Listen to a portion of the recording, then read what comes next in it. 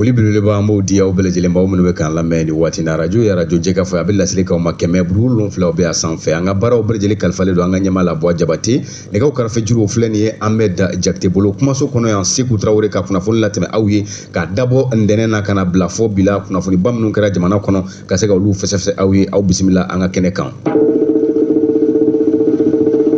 Walima i n'a fɔ an y'a ɲɛfɔ aw ɲɛna cogo min na dɔgɔkun in kɔnɔna na a wulikajɔ fanba kɔni kɛra politikimɔgɔw olu ka kow ye o dɔ bɛ tali kɛ jumɛn na ayiwa si k'a fɔ ba tun ye laɲini min kɛ ni o de ye parti politique minnu bɛ yen u ka tɔnw sigi kan walikelen u bɛ ka baara kɛ sariya minnu kɔnɔ ka se ka olu dɔw lajɛ n'an k'a ma ko relecture o hukumu kɔnɔna na sa fɛn min ye ministre min bɛ yen premier ministre kɛrɛfɛ n'ale ka baara ɲɛsinnen bɛ a kow tilenni ma ale kɔni kɛlen kɔ ka kunnafoni di fɛɛrɛtɔnw ma k'a fɔ ko baara ninnu bɛna daminɛ u ka hakili jagabɔ kɛ ka jaabi segi o kɛlen sa fɛɛrɛtɔnw camanba kɔni ye ɲɔgɔn fara ɲɔgɔn kan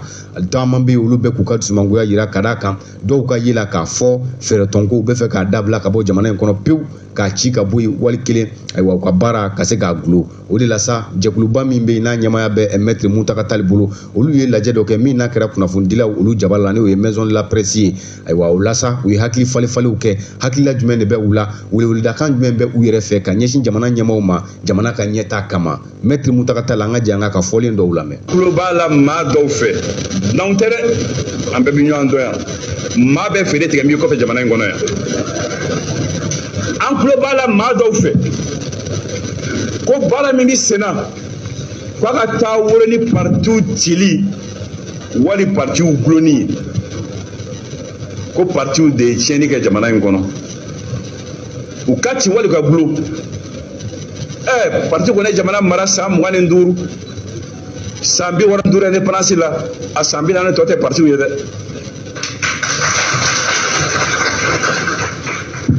ko ka partiw ci i n'a fu sera cogo min na Burkina Faso ani Niger Burkina Faso Niger an kanu jamanaw don an bɔ jamanaw don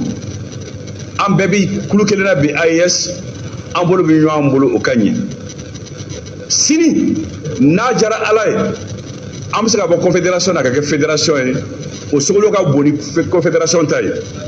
sinikɛnɛ n'a jara Ala ye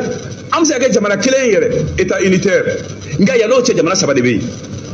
Mali bɛ yen Burkina Faso bɛ yen Niger bɛ yen an ka fɛn dɔw ye kelen ye nka dafara b'an ni ɲɔgɔn cɛ fɛn dɔw la ko fila bɛ yen dafara b'an n'o cɛ Burkina Faso ani Niger constitution tɛ yen bi olu ka transition ye constitution gulo Mali ka transition ye constitution kura sigi ka partout ka bonya sigi o constitution kɔnɔ maa si tɛ se ka ban o constitution na o bɛ ani Burkina Faso cɛ danfara la o bɛ ani Niger cɛ danfara la danfara filanan bɛ yen olu ye assises kɛ olu ka assises ko constitution tɛ yen sariya tɛ yen lakana tɛ yen partout ma o tuma na an k'u filɛ bolo ci anw ye assises kɛ an ka assises ko partout bɛ yen u bɛɛ ye constitution kɔnɔ an ka u lakana an k'u sigiyɔrɔ dɔn nka an b'a fɛ u ka yɛlɛma dɔ don u ka baara la u k'u bɛ yɛlɛma don a ka baara la an k'an jɛnna n'a ye an k'a don a la o danfara b'an ni ɲɔgɔn cɛ o tuma na o danfara minnu bɛ yen n'o tɛ anw ka danfara karabalen ye n'o ye sariya de ka danfara nanen ye a bɛ wajibiya bɛɛ ka o bonya. Maître Muntaka Tali la fɛɛrɛtɔn camanba faralen ɲɔgɔn kan o ɲɛmaaya ka se k'a di ale ma kɛnɛ ɲɛ tilennen bɛ ale fɛ o hukumu kelen kɔnɔna na jɛkulu min fana bɛ yen ni fɛɛrɛtɔnw faralen don ɲɔgɔn kan n'an ko a ma ko M5 RFP Sugɛl la Kokala Mayiga ale ta fanfɛla la olu fana bɔra kunun ka se ka laseli dɔ kɛ ayiwa u yɛrɛ miiriya ye min ye ani kuntilenna min b'u la ka ɲɛsin ni nin baara kelen ye u ye maaw kunnafoniya o la an ka jɛ an ka M5 RFP Sugɛl ta fan u ka kuma lasela ka kanw lamɛn. U ye hakili jagabɔ kɛ u ko fɔlɔ u bɛ min ɲini jamana ɲɛmaaw fɛ u kɛ to bɛnkanw kɔ bɛnkan minnu sɔrɔla assise nationale min kɛra Bamakɔ yan ni président yɛrɛ y'a datugu k'a dayɛlɛ o jamanadenw bɛɛ kɛ kumakan ye kumakan belebele minnu fɔr'o la u kɛ to o kɔ o kumakan minnu ni constitution kura min an ye min voté sisan a kumakanw donna bala o kɔnɔ a filanan min ye ɲɔgɔnyew ye min tɔ kun tora baara min fɔra min ye politigimɔgɔw ka fɛnw ye a tɔ kun tora kɛ labɛn kɛ cogo di dɔ bɛ se ka bɔ partout la cogo di u kɛ bɛn kɛra fɛn minnu kan olu bɛ se ka sabati cogo min na a tɔ kun tora o de nka ka taa ɲɔgɔn ye anw hakili la a bɛ n'a fɔ assise kura de bɛ kɛ tuguni o tɛ anw fɛ la ko ye ko k'o fɔ k'o jɛya donc M5RFI ko k'a tɛna jɛ ni ale ti don foyi la assise bɛnna fɛn minnu kan min bɛ se k'o lasigi kɔfɛ a tɛna don fɛn a tɛna jɛ foyi ma assise ye bɛnna fɛn minnu kan k'a b'olu lasigi kɔfɛ M5RFI ko k'a ti jɛ n'o ye. M5RFP Shogel ta fan mɔgɔw ni tun ye olu ka dantigɛlikanw ye ka ɲɛsin ko in ɲɛ yɛrɛ ma o tɛmɛnen kɔ ka bɔ yen Amadu Koyita ale fana minisiri kɔrɔ don an ka jamana kɔnɔna na a fana bɔra ayiwa kɛnɛ in kuncɛlen kɔ min n'o kɛra CICB la a hakilila ye min ye ka se k'o fɔ ka kɛ ni baara taabolo ye an ka jɛ ka Amadu Koyita ale fana ka dantigɛlikanw la minnu t'a fɛ basi kana bali kɔnɔ dɔw de talen don baara ɲɛ tɛ minnu kɔnɔ dɔw de talen don mikoro de b'olu bolo o kɔrɔ de balo fɛ ye o balo fɛn min mikoro la n'o bɛ Mali ka Mali ka don dingɛ kɔnɔ o de ka baara ye olu de ko ko a parti politigiw ci ko parti politigiw k'o jɔyɔrɔ man bon bilen ko légitimité t'an la bilen donc an y'o de jateminɛ an ko ja anw t'a dɔn k'a fɔ ko nafolo yɛrɛ bɛ jamana na ko gɛlɛya bɛ jamana kɔnɔ o de kama fɔra k'an bɛɛ k'an bolo don an poche kɔnɔ an ko nafolo min na bɔ ka kɛ ni concertation na ka taa Mali la ka taa se extérieur la ne ko nafolo jɔyɔrɔ min yɔrɔ wɛrɛ la donc o de la an wulila ka jɔ k'a fɔ hakilina min bɛ yen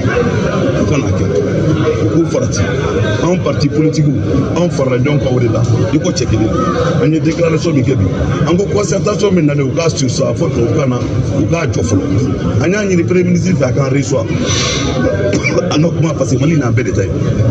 an hakili la o bɛ sɔn ka kɛ mais min bolo dalen don an tɛna jɛn'a ye dɛ min bolo dalen don o tɛ sariya sanfɛ dɛ an dun ka sariya belebelebaw o y'an ka constitution de ye constitution dun ye mun protéger constitution ye la forme républicaine a y'o protéger constitution ye laïcité protéger constitution ye fana président ka mandat tɛ se ka tɛmɛ fila kan protéger constitution ye multipartisme fana protéger u b'a fɛ ka sigi o de kan donc jamana ni an k'an farati n'i bɛ fanga la ani ala y'a d'i ma n'i ye layidu ta n'i ye engagement ta i kan k'o respecter anw bɛ min ɲini bi an ka nin bɛɛ bila an ka charte falen an ka calendrier sɔrɔ an ka élection organiser ne maliyɛnw ko e maa mun de bɛ k'a ye c'est bien. ne tun ye Amadu Koyita ale ka dantigɛlikanw ye minisiri kɔrɔ don politigimɔgɔ don an ka jamana kɔnɔ ka kɛ ni nin baara ninnu kɛcogow ye. balima halisa an bɛ to kunnafoni kɔnɔna na FMI ni o ye baɲumankɛ tɔnba ye diɲɛ seleke naani na n'a bolofara bɛ an yɛrɛ ka jamana kɔnɔna na olu kɔni ye dɛmɛ belebele ta ka ɲɛsin an ka jamana ma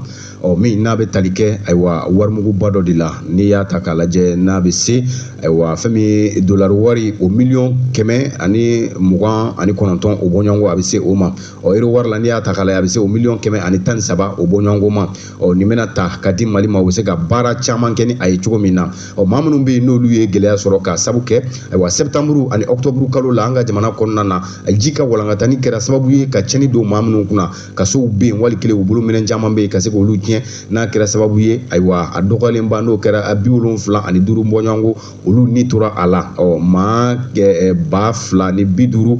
maa 250 o bɔɲɔgɔnko a n'a gɛlɛya n'a sera olu fana ma ka sababu kɛ ji ka kasara ye o tuma nin kasa bɛ min filɛ nin ye warimugu in a bɛna di u ma sow ka jɔ ni a ye ani ka baara caman kɛ dɛmɛ sira kan sɛnɛ o bɛ se ka yiriwa an ka jamana kɔnɔna na cogo min na nin muguba in kɔni a tun bɛra maa min fɛ o de ye an ka minisiri min bɛ yen n'a ka baara ɲɛsin bɛ sɔrɔ walankatali ma ni o ye minisiri de l'économie et des finances Alfuseni Sanu a y'i da don kɔrɔfɔ in na k'a ɲɛfɔ warimugu in a bɛna kɛ ka mun bɛ baara kɛ an ka jɛ ka Alfuseni Sanu ka dɛmɛ minnu bɛ don Mali kɔnɔ condition b'a la pour qu'an ka sɔn dɛmɛ ninnu ma a k'a sɔrɔ an ka jamanakuntigi n'o ye général d'armée Assimi Goïta ye a ye kuma saba fɔ minnu ka gɛlɛn kosɛbɛ k'a fɔ an ka souveraineté an ka kan yɛrɛ ye ensuite n'an bɛ décision mun ta an ka ta k'a sɔrɔ mɔgɔ wɛrɛ ma an bila décision tali la ani fana an bɛ décision fɛn fɛn ta ka taa jamanadenw ka nafa sira kan donc an y'a yir'u la k'a fɔ donc n'an bɛ décision fɛn fɛn ta a bɛ ta o baara ɲɔgɔnya cogoya saba in de kɔnɔ également an y'a yir'u la k'a fɔ fana n'an bɛ juru fɛn fɛn ta k'a sɔrɔ juru ninnu b'a to ni an ye a juru ta a bɛ kɛ fɛn ye fɛn min bɛ se ka fɛn las'an ma fo an ka se ka rembourser an y'a yir'u la k'a fɔ an ye jatebɔ kɛ maliyɛn bɛɛ sigira ka kuma société privée n'a bɛ fɔ a ma chambre de commerce ani patronat ani société civile ani gouvernement mɔgɔw ani fêtière ni organisation fɛn fɛn bɛ yen an farala ɲɔgɔn kan ka jatebɔ kɛ ka bolonɔ bila sɛbɛnw na sɛbɛn minnu bɛ Mali yanni san 10 san 40 an bɛna kɛ cogo di an kan ka taa sira jumɛn fɛ san 10 in ta ye de b'a to Mali bɛ kɛ ko a bɛ fɔ min ma ko un pays émergent donc an ye o baara mun sɛbɛn an bɛna o baara kɛ ka an jigi da mun ni mun kan an y'a jira k'a fɔ il faut que jamana ka se ka courant di yɔrɔ bɛɛ parce que n'i y'a mɛn fɛn o fɛn bɛ kɛ courant bɛ yen a k'a sɔrɔ sɛnɛkɛyɔrɔ minnu b'an bolo parce que an ye sɛnɛkɛ jamana de ye million kelen tila fo 2 millions hectares o ɲɔgɔn de b'an bolo an ma baara nɔ bila minnu na il faut k'an ka essayer ka ji lase o yɔrɔ bɛɛ la pour que sɛnɛkɛlaw ni secteur privé ka se ka sigi ka baara k'olu la an y'a jira k'a fɔ ji b'an baara on a plus de 2000 km ji mun b'an bolo an y'a jira k'a fɔ sɛnɛkɛyɔrɔ b'an bolo plus de 2 millions d'hectares an y'a jira k'a fɔ an ka population denmisɛnninw de y'u ka kɛnɛ n'i y'a jateminɛ 100 la 70 ɲɔgɔn olu bɛ san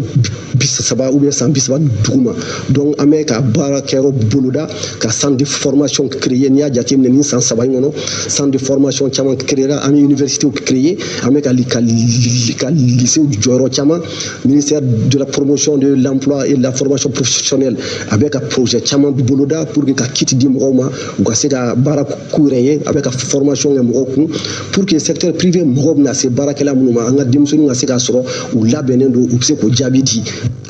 Afsini Sanu, ministre de l'économie et des finances. N'o bɔra yen fɛn min ye kɛnɛbelebele min bɛ sigi n'an ko a ma ko conseil supérieur de la défense nationale n'a bɛ kɛ jamana kɔnɔna na ka kɔrɔ o kɔni sigi kɛra ka bɛn kunun juma ma min n'o bɛna avril kalo tile 18 ma san 2025 kɛnɛ ɲɛmaaya tun bɛ maa min bolo o ye an ka jamanakuntigi yɛrɛ n'o ye général d'armée Assimi Goïta ye a kɛra sababu ye lakana bɛɛ bunakun min kan an ka jamana kɔnɔna na o ɲɛw ka se ka dɔn an'u yɛrɛ ka wulikajɔbaw bɛna kɛ min ye don n'a nataw la lakana bɛ se ka sabati cogo min na ka o bɛɛ lajɛlen ɲɛfɔ maaw ɲɛna i n'a fɔ an y'a fɔ an ɲɛna cogo min na kɛnɛ ɲɛmaaya tun bɛ Assimi Goïta bolo nka maa caman fana tun bɛ kɛnɛ kan o dɔ bɛ tali kɛ jɔn na o de ye chef d'état-major général des armées ale tun bɛ yen ka taa se ayiwa an ka kɛlɛ ministre ni o ye ministre de la défense et des anciens commandants ayiwa ni o ye général Sadio Kamara ale fana tun bɛ kɛnɛ in kan a kun cɛlen an ye kuma galama tɛnku a la a ye dakuruɲɛ damadɔ fɔ an ye lajɛ kun kan an ka jɛ ka Sadio lamɛn. Conseil supérieur la sisan min ɲɛmɔgɔya bɛ son excellence le général d'armée Assimi Goïta président de la transition chef de l'état chef suprême des armées tuma ni tuma a bɛ nin lajɛ ninnu sigi walasa an ka fɛsɛfɛsɛli kɛ diɲɛ yɛrɛ gɛlɛyaw kan o gɛlɛya ninnu kɔlɔlɔ jumɛn bɛ se ka se Mali ma an minnu ye finitigilakaw ye an bɛ se ka gɛlɛya ninnu kunbɛn cogo di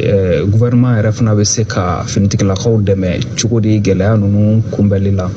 donc an ye olu jateminɛw kɛ an y'a faamuya k'a fɔ juguyaw bɛ yen mɔgɔ dɔw bɛ yen jamana dɔw bɛ yen minnu bɛ fɛ k'an ka jamana ɲagami an yɛrɛ bɛ se ka mun de kɛ walasa k'o bali mais fo mɔgɔw k'a faamuya k'a fɔ o juguya ninnu o gɛlɛya ninnu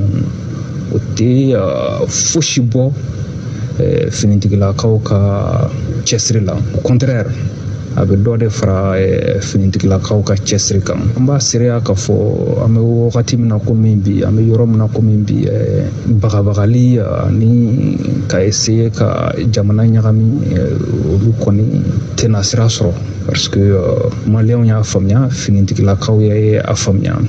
o tɛmɛnen kɔfɛ ka bɔ yen an ye jateminɛ kɛ Mali yɛrɛ lakanako kan lakana bɛ cogoya di an ka jamana kɔnɔna la jateminɛw y'a jira k'a fɔ caman kɛra hali n'o y'a sɔrɔ k'a fɔ baara tɔ bɛ kɔfɛ an an bɛna an cɛsiri gɛlɛya minnu bɛ yen ka se ka olu wuli ka bɔ maliyɛnw kan. Ne tun ye Sadio Kamara ale mankan ye ministre de la défense et des anciens combattants. Halisa an bɛ taa ɲɛfɛ ni kunnafoniw ye.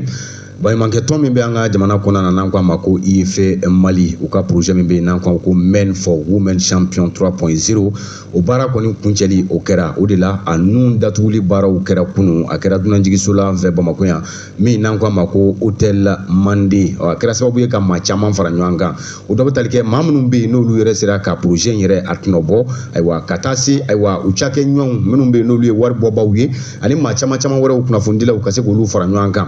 i n'a fɔ an y'a fɔ an ɲɛna cogo min na Men for Women Champion 3.0 projet in kun tɛ dɔwɛrɛ ye bɛnkanni wale min bɛ ta ka ɲɛsin an balakaw ma k'o kɛlɛ ani ka dɛmɛ caman ta ka ɲɛsin u ma u yɛrɛ ka bɔ nɔgɔ la o sabatili kama ayiwa ni maa ninnu kɔni y'u ka nisɔndiyaw yira ka kɛ ni projet a yiriwali a sera ka kɛ sababu ye k'o sira min di olu ma ani maa caman wɛrɛ olu fana y'u ka nisɔndiyakanw yira kosɛbɛ o la kɛnɛ kuncɛlen kɔ ayiwa projet yɛrɛ ɲɛma ni o ye a président ye ni o ye Adama Kuyate ye ale ye dantigɛlikan dɔ fɔ an ɲɛna an ka jɛ k'o lamɛn. An farala ɲɔgɔn kan pour que an ka projet dɔ bɛ yen n'o tɔgɔ ko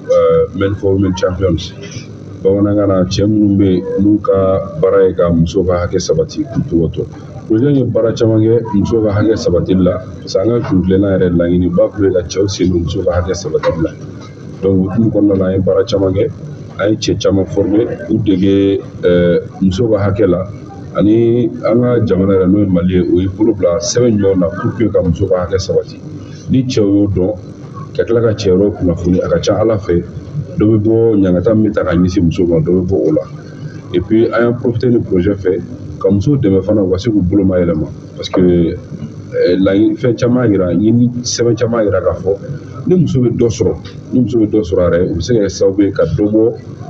ɲangata min bɛ ta ka ɲɛsin a ma du kɔnɔ parce que cɛ bɛ valeur caman don a la kosɛbɛ donc c'est pourquoi nin projet kɔnɔna la an ye muso 120 ɲɔgɔn dɛmɛ u ka se ka baaraw dege ka tila ka baaraw daminɛ projet ka baara kɛra dugu 6 de la n'i y'a dugu jateminɛ Narena ani Dɛgɛla olu bɛ Kulukɔrɔ mara la Segu Black-Mé et puis Farakɔ ani Fakola olu bɛ Buguni mara la ani Pɛsoba n'o bɛ Kucala mara la an ka projet ninnu ni Zeni tafu sabanan baaraw kɛra yen a kuntala tun ye kalo 7 ka don kalo 8 la. Ne tun ye Adama Kuyate IEF Mali o président do. Lafasali jɛkulu min bɛ an ka jamana kɔnɔ n'an ko a ma ko Sina bɛɛ fa n'u ka baara ɲɛsinnen bɛ banki baarakɛlaw ka taa se sɔrɔ sira wɛrɛw ma o lafasali kow ma olu kɔni tun ye baara bila kɛ ka sabu kɛ jumɛn ye u y'a jira k'a fɔ u baarakɛɲɔgɔn dɔw bɛ yen olu minɛna k'u don kaso la ka sababu kɛ u ka baara sira dɔ latilenni ye ani u ka cakɛda dɔ fana bɛ an ko min ma ko IBI Pharma o cakɛlaw gɛlɛya dɔ tun bɛ olu kan o fana b'a la ani fɛn caman wɛrɛ o la o kɔni tun ye tile 3 baara bila bɔɲɔgɔnko k'o bolo da n'a tun bɛ se ka lakurakuraya nka kunun kɔni u ye bɔra ka kunnafoni di ka yira mɔɔw la ko kɛlɛ ka jiginna so baara bila in a bɔra ma ni jamana maa ɲɛmaaw yɛrɛ ka sigi ka fɔ ani jamana maa ba wɛrɛw ye u ka syndicat kuma lasera a bɛ dakuruɲɛ damadɔ fɔ an ɲɛna a la an ka jɛ k'o lamɛn. bi wula in na ani jamana maaba caman sigira ka daminɛ au conseil islamique du Mali la an n'olu ye sigi kɛ ka na se ministre du travail après ani premier ministre yɛrɛ sigira n'a ka cabinet mɔgɔw ani jamana ɲɛmɔgɔba caman n'u ye kumaw kɛ gɛlɛya minnu tun bɛ yen an ka baarabila sɛbɛn in kɔnɔ o gɛlɛya ninnu bɛ se ka wuli cogoya min na sigikafɔ ninnu bɛɛ lajɛlen kɔfɛ an ye bɛnkan sɔrɔ o bɛnkan dɔ ye an balima minnu n'u minɛlen don an baaraɲɔgɔn minnu n'u bɛ IBI Pharma na ani an camarade min bɛ yen n'o ye Karimu Jalo ye parce que a kun tɔ tora point 3 de gɛlɛya tun bɛ yɔrɔ minnu na wa an ye layidu kɛrɛnkɛrɛnnenw sɔrɔ k'a fɔ wagati kunkurunin kɔnɔ ni gɛlɛya ninnu bɛɛ bɛna ta ka bɔ yen point tɔ kun ka ca parce que n'i ye préavis jateminɛ point 15 de tun b'a kɔnɔ laɲini 15 de tun b'a kɔnɔ mais ka kɔn bi ɲɛ an kun ye bɛnkan sɔrɔ laɲini 12 ɲɔgɔnna la a tɔ kun tora laɲini 3 nin ye gɛlɛya kun bɛ yen de ala barikala bi mɔgɔ ɲuman minnu bɛ jamana kɔnɔ olu ka wulikajɔ fɛ ani an ka jamana yɛrɛ gouvernement ɲɛmɔgɔ a n'a ka baarakɛɲɔgɔnw ani minisiriso min ka baara ɲɛsinen don baarako ni sigikafɔw ma vraiment ala y'an dɛmɛ an ka se ka bɛnkan sɔrɔ ka bolonɔbila kɛ sɛbɛn na mun b'a yira k'a fɔ an ka laɲini 15 in bɛɛ a bɛɛ lajɛlen bɛna lawaleya donc o de kosɔn an kɛlen kɔfɛ ka jateminɛ kɛ an jabala la an ka biro mɔgɔw bɛn kɛra kan k'a fɔ an ka mot d'ordre in an k'a gulon a ma wuli pewu an y'a gulon de ka lajɛli kɛ yanni bɛnkan tɔn 3 ninnu bɛɛ ka lawaleya. Ni tun ye sina bɛɛ mɔgɔw ka kuma lasela ye tile kelen kɔni kelen kɔfɛ tile 3 in na kɛlɛ jiginna so baaraw bɛ ka kɛ bankiw la ni waati in na. Kunnafoni kuncɛ kunnafoni na ayiwa farafin baarakɛla ba dɔ bɛ an ka jamana kɔnɔ farafin furakɛla kɛrɛnkɛrɛn n'a bɛ kolo de tugu Tijani Fɔnkuru n'a bɛ wele ko kolotugu masa ale kɔni ye dɛmɛ belebele dɔ ta ka ɲɛsin an ka finitigilakaw ma n'a bɛ nafolo kasabi de kofɔ ka di u ma nin ko in kɔni kɛlen sa kɛra sababu ye nisɔndiya bonyana an ka finitigilakaw la kosɛbɛ u yɛrɛ bɔra ka taa waleɲuman dɔn ka foli kɛ a ye ka tila ka jama wele ka na Tijani Fɔnkuru a ye nin waleya min kɛ maa wɛrɛw bɛ se k'a ladege cogo min na i n'a fɔ jamana ɲɛmaa b'a laɲini an fɛ cogo min na bɛɛ lajɛlen ka dɛmɛ ta ka ɲɛsin finitigilakaw ma olu min jija an bɛ se ka lakana sabatilen sɔrɔ an jabalaw la cogo min na an ka jɛ ka finitigilakaw ka kuma lasela lamɛn kɛnɛ in kan. Ayiwa an badenw an bɛ aw bɛɛ lajɛlen fo maliden cɛman n'a musoman Mali kɔnɔ ani Mali kɔ kan kɛrɛnkɛrɛnnenya la ka bɔ ka an balimakɛ fo n'o ye Tijani Fɔnkuru ye kolotugu masa an bɛ barikada k'a ye a ye fɛn min ta k'an sɛgɛrɛ sɔgɔmada in na nafolo ko tɛ nka kanu de ko don ka sababu kɛ sani ka to i bɛ fɛn di mɔgɔ ma fɔlɔ i b'a tigi kanu jamanakuntigi n'o ye son excellence général d'armée Asimi Goïta ale y'o fɔ fɔlɔ ko an kɛ ɲɔgɔn dɛmɛ jamana in kɔnɔ n'a y'a sɔrɔ dɔrɔmɛ 5 bɛ mɔgɔ min bolo n'i bɛ se ka 7 damu ka 2 kɛ ka mɔgɔ wɛrɛ dɛmɛ k'i k'o kɛ ale yɛrɛ y'o misaliya yira bɛɛ lajɛlen na o tuma anw ye finitigilakaw ye an ye kɛlɛkɛcɛ ye nin bɔra ka min kɛ sisan anw finitigilakaw ye a bɛ n'a fɔ a fana ye mugu ten o tuma an ka jamanakuntigi tɔgɔ la n'o ye son excellence général d'armée Asimi Goïta a n'a ka minisiriso 2 tɔgɔ la ministre de la défense des anciens combattants tɔgɔ la ani ministre de la sécurité de la protection civile chef d'état-major des armées n'a ka chef d'état-major directeur des services ani an ka yan baarakɛyɔrɔba yɛrɛ n'o ye service social des armées o ɲɛmɔgɔba n'o ye colonel major Berema Samake o n'a ka dankan tɔgɔ la a n'a ka chef de division ni yan personnel bɛɛ lajɛlen Mali finitigi cɛman n'a musoman ka bɔ k'an balimakɛ in fo. Ayiwa n balimaw nin tun y'an ka finitigilakaw ka waleɲumandɔn foli ye ka ɲɛsin Tijani Fɔnkuru ma ale de fana bɛ dan sigi an ka bi juwakun kunnafoniw la ka daminɛ ntɛnɛn na ka na bila bi yɛrɛ la baaraw bɛɛ lajɛlen kalifalen don an ka ɲɛmaa la Buwa Jabate rédaction soba o tun bɛ rédaction maa ɲɛmaa yɛrɛ bolo Bubakar Traoré nɛgɛw karafejuru tun bɛ nɛgɛtigi fana bolo Ahmed Jakite ka kunnafoniw latɛmɛ aw ye aw balimakɛ n'aw denkɛ Seku Traoré n'Ala m'an ka jɔnya jɔ an na an bɛ ɲɔgɔn sɔrɔ yan diɲɛ waati wɛrɛ ka se k'an da don kunnafoniw la k'u latɛmɛ aw ye aw ni ce aw ka kulomajɔ la a k'an bɛn yan ɲɔgɔn wɛrɛ ma.